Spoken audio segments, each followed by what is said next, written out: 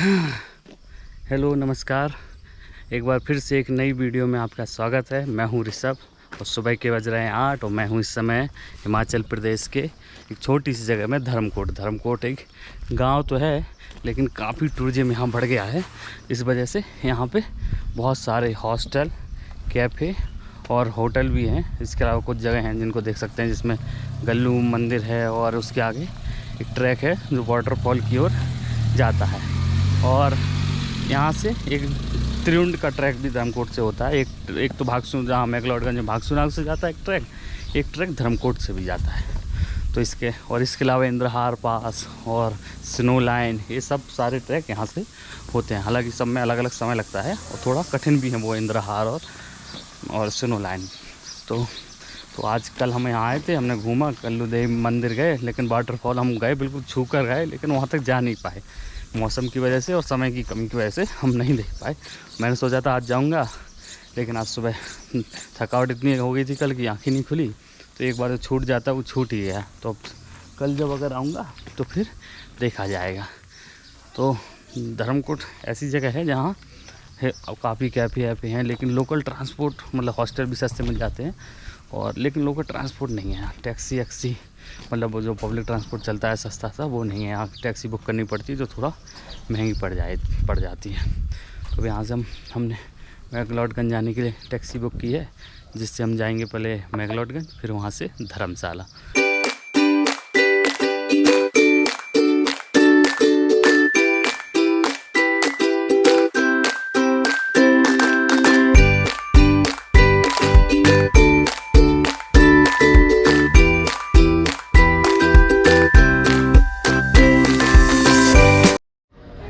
तो हम अब आ गए हैं वहाँ से धर्मकोट से मैक्लोडगंज। यहाँ मैक्लोडगंज पे अभी हम बस स्टैंड पे खड़े हैं।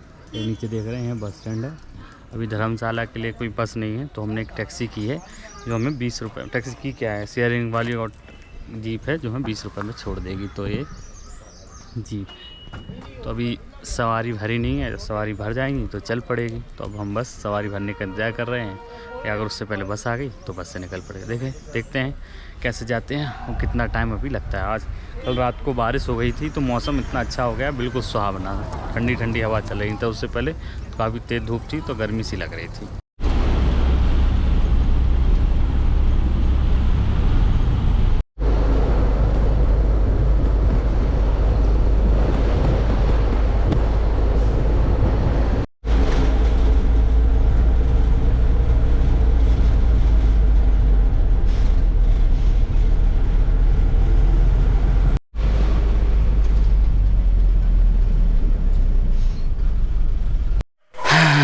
तो हम आ चुके हैं धर्मशाला में। धर्मशाला में आके मैं नहा धो के तैयार हो गया हूँ। एक होटल लिया है, वो होटल यहीं रोड पे ही लिया है, मेन रोड पे, जहाँ हिमाचल टूरिज्म का गेस्ट हाउस है उसके पास में ही। और हाँ, मैं पहले जीप से आ रहा था, लेकिन सामान रख दिया था, लेकिन उसके पहले बस आ गई प्राइवेट, तो बस से आ गया। तो वहाँ से यहाँ तक आने का मतलब मैक्लोडगंज से धर्मशाला का 20 रुपया किराया लगाया बस से। शेयरिंग टैक्सी था, उससे भी 20 रुपये लग रहा था बराबर।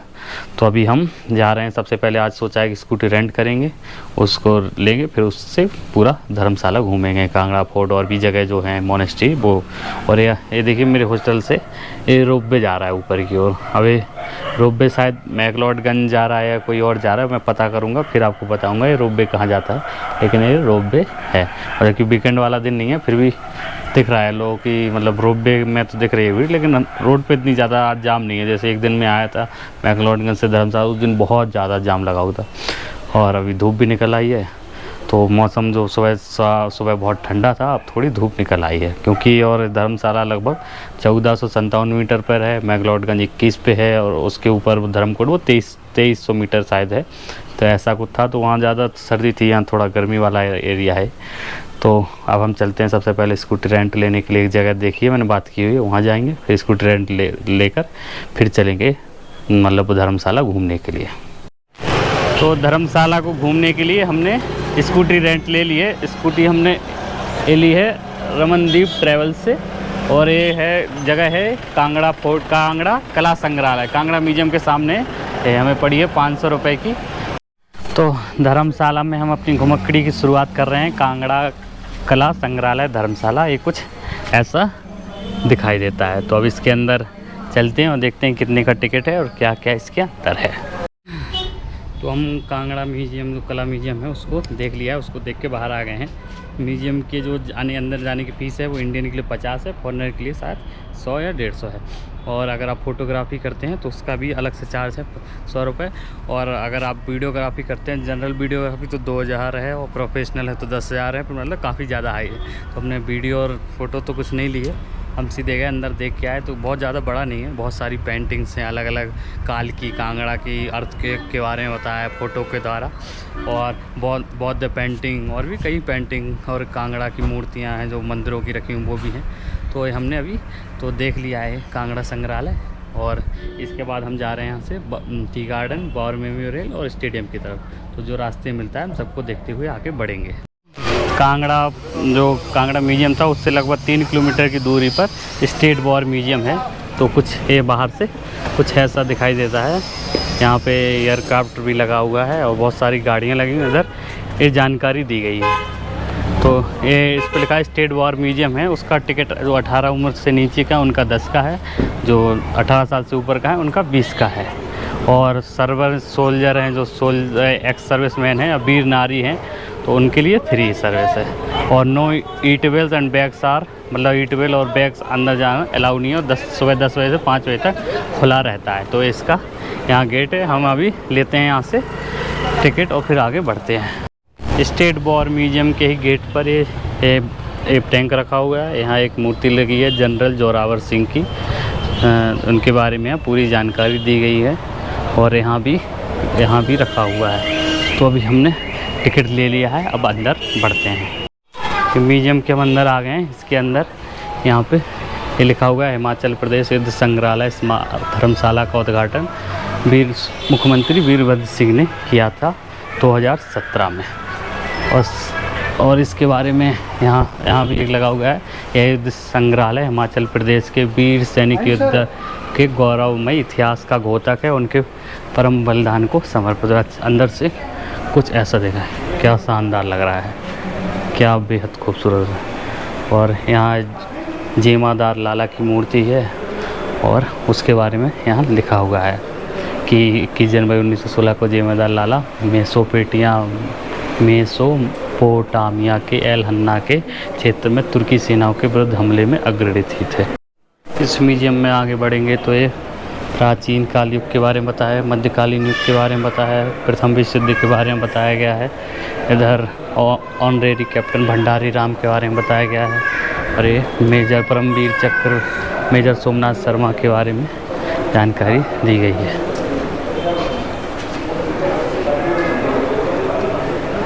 और इधर है कर्नल धन सिंह थापा परमवीर चक्र, इनके बारे में जानकारी दी गई है। ऐसे ही कैप्टन विक्रम बत्रा की जानकारी दी गई है, उनके बारे में यहाँ पूरी जानकारी दी गई है। ये परमवीर चक्र अवार्डों की पूरी फ़ोटो, उनके नाम लिखे हुए हैं। इसमें सबसे फेमस नाम तो यहाँ पे है कैप्टन विक्रम बत्रा का, मेजर धान सिंह थापा, लॉन्स नायक करम सिंह, सूबेदार जोगेंद्र सिंह, मेजर शैतान सिंह, ऐसे सारे कैप्टन मनोज कुमार पांडे, पूरी जानकारी की फ़ोटो लगी हुई है उनके। और डेट ऑफ अवार्ड भी लिखा हुआ है। इसके अलावा यहाँ पे जो सेना के मेडल होते हैं उनकी जानकारी दी गई है। विक्टोरिया क्रॉस ऐसा दिखता है, देख रहे हैं। और ये है परमवीर चक्र, ये है अशोक चक्र। इसके अलावा यहाँ पे महावीर चक्र, कीर्ति चक्र, वीर चक्र, यह है शौर्य चक्र, सेना मेडल और ये नौसेना मेडल। और इधर है वायु सेना मेडल, कुछ ऐसा दिखता है। और यह है मेंशन इन डिस्पैचेस, वह है बाउंड मेडल, आहत मेडल लिखा भी है, आहत मेडल। आगे चलते हैं आगे और क्या क्या है इसमें। तो ये दूसरे विश्व युद्ध की जानकारी लगा हुआ है पूरा। इसके दूसरे विश्व युद्ध के बारे में लिखा हुआ है कि भारतीय सैन्य बल की 12 गुना वृद्धि की गई और ये संख्या 1945 तक 20 लाख पहुंच गई। द्वितीय विश्व युद्ध में भारतीय सेना के 24,338 जवानों ने प्राण की आहुति दी, 64,354 घायल हो गए और 1,754 जवान लापता हो गए। यहाँ बर्मा से सेना की वापसी के बाद घटनाक्रम दिया गया है।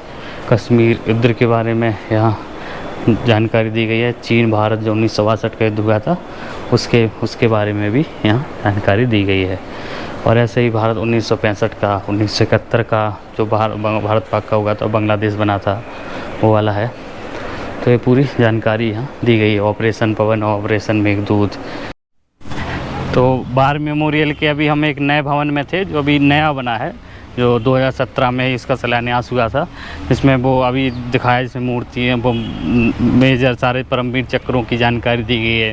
भारत पाकिस्तान चीन युद्ध जो घटनाक्रम हुए हैं पूरी जानकारी दी। अब हम एक पार्क, बार मेमोरियल के पार्क जैसे इलाके में आ गए हैं, जो इस प्रकार दिखाई देता है। यहाँ पे वो दिख रहा है, वहाँ पे बहुत सारे नाम लिखे हुए हैं शहीदों के, और यहाँ पे भारतीय नक्शा भी बना हुआ है जो आगे जाके अच्छे से दिखेगा। यहाँ जानकारी दी गई है। अमीर शहीदों को नमन है। पावन स्थल हिमाचल प्रदेश के उन शूरवीरों को सादर समर्पित जिन्होंने अपने प्राणों की आहुति देकर भारतीय माता की प्रभु सत्ता को सुरक्षित रखा है। तो ये कुछ जानकारी बोर्ड पे लगी हुई है।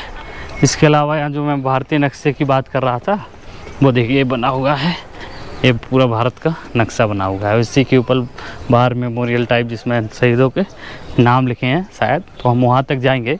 फिर वैसे तो बहुत बड़ा पार्क है कि आप यहाँ लंबे समय तक, मतलब काफ़ी देर तक घूम सकते हैं, टहल सकते हैं।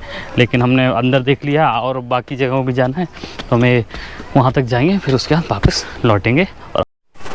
तो हम इस जगह पर आ चुके हैं जिसकी बात कर रहा था। यहाँ पे पूरा हर जो युद्ध में, भारतीय से युद्ध में जो हिमाचल के जो शहीद हुए हैं सैनिक, उनकी पूरी जानकारी दी गई है। यहाँ पे मुझे कुछ दिख रहे हैं, Gorkha rifles, army medical corps, Indian air force, India China बार 1959 के जो पंजाब रेजिमेंट राजपूत। तो बहुत लंबी लिस्ट है। और यहाँ पे लिखा है कि कृपया नीली सीढ़ियों पर ना चढ़ें।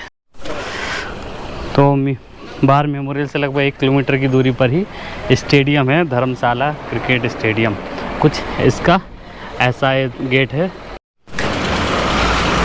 अभी 1:30 बज गया। स्टेडियम 1:30 से 2 बजे तक लंच टाइम रहता है, इसलिए बंद है। तो हम अभी इंतज़ार करने से अच्छा हमें लगा कि कोई और जगह देखते हैं। तो एक मंदिर है पास में ही, वो मंदिर देखने जा रहे हैं, फिर उसके बाद स्टेडियम को देखने के लिए आएंगे। तो हम क्रिकेट स्टेडियम से आ गए सीधे कुणाल पथरी मंदिर। कुणाल पथरी मंदिर के रास्ते में कई सारे चाय के बागान मिलते हैं। तो जो खूबसूरत रास्ता है यहाँ तक के आने का। ये कुछ श्री दुर्गा माता कुणाल पथरी मंदिर का ये रहा गेट। अब इसके अंदर चलते हैं। तो यह है कुणाल पथरी मंदिर, काफ़ी प्राचीन मंदिर है और इसके अंदर फ़ोटो वीडियोग्राफी करना मना है, इसलिए हम इसके अंदर कुछ नहीं किया, दर्शन किए हैं।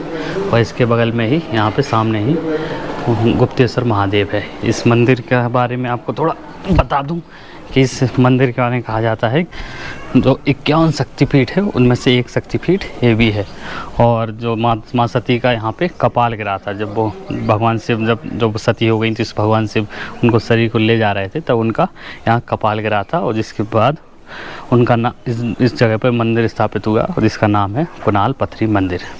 तो ये 51 शक्तिपीठों में से एक है, काफ़ी प्राचीन है। और रास्ते में बहुत सारे वो मिलते हैं चाय के बागान, जो बेहद खूबसूरत है। और मंदिर से अभी आपको मैं नज़ारा दिखा देता हूँ, कैसा नज़ारा दिखाई देता है। मंदिर से कुछ ऐसा ही नज़ारा दिखाई दे। हरे हरे पेड़ दिख रहे हैं, चीड़ के बहुत सारे पेड़ हैं और दूर दूर तक हरियाली है, शांति है, और पहाड़ तो हैं ही। तो मैं आपको एक फ्री टिप देने वाला हूँ कि अगर आप धर्मशाला आएँ तो कुणाल पथरी जरूर आएँ। कुणाल पथरी पहले तो रास्ता बेहद सुंदर है, दूसरा सबसे बड़ी बात है कि यहाँ पे लंगर मिलता है। लंगर में क्या मिलता है? हिमाचली धाम, जिसमें चावल रहता है, वो 5 प्रकार की सब्ज़ी, जिसमें मदरा, चने की दाल, माँ की दाल और मटर पनीर, और भी एक सब्ज़ी और रहती है। तो कुल 5 सब्ज़ी रहती है, काली वाली दाल भी रहती है। तो 5 सब्ज़ी रहती है और मीठे चावल रहती है। तो बेहद मतलब हिमाचल जो आते तो कहते हैं हिमाचली धाम नहीं खाया तो हिमाचल की यात्रा अधूरी है, वैसा ही है। तो यहाँ आपको होटल पे खाने की ज़रूरत नहीं है, यहाँ पे लंगर में वो फ्री मिलता है।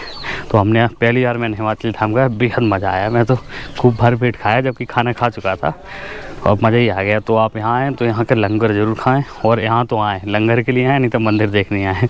तो आएंगे तो आपको मज़ा आएगा। तो अब यहाँ खाने लंगर खाया, मतलब धाम खाया, तो काफ़ी टाइम हो गया। तो अब हम जा रहे हैं स्टेडियम देखने के लिए।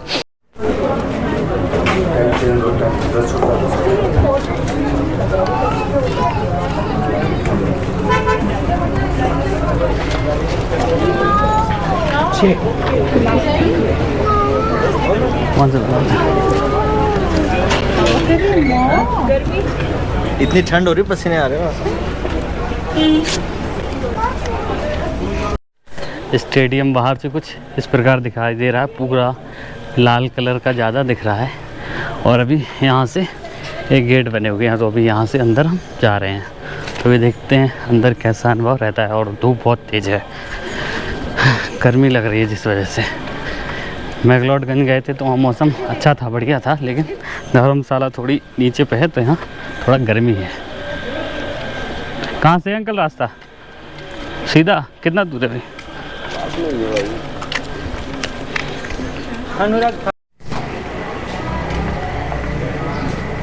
यहाँ से हम अंदर आए थे, वो रास्ता में याद रहेगा।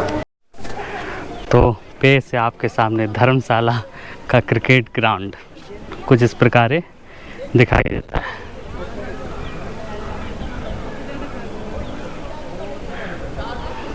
ये देखिए, उस तरफ पीछे आपको पहाड़ दिख रहे हैं और ये ग्राउंड है, एकदम घास बिछी हुई है। पहली बार मैं कई क्रिकेट स्टेडियम देख रहा हूँ, इंटरनेशनल स्टेडियम, जहाँ इंटरनेशनल मैच होते हैं।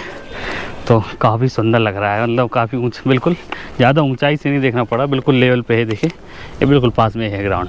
आने का टिकट है 30 रुपये है, मतलब अगर मैच नहीं है तो, मैच होगा तो फिर अलग टिकट लगेगा वो। और ये कुछ यहाँ पे ये सीटें हैं और कुछ इस प्रकार ये पूरा ग्राउंड दिखाई देता है। तो काफ़ी सुंदर और शानदार स्टेडियम है, मतलब ऊंचाई पर जो स्थित स्टेडियम है उनमें सबसे ऊंचाई पर स्थित स्टेडियम में से एक है स्टेडियम।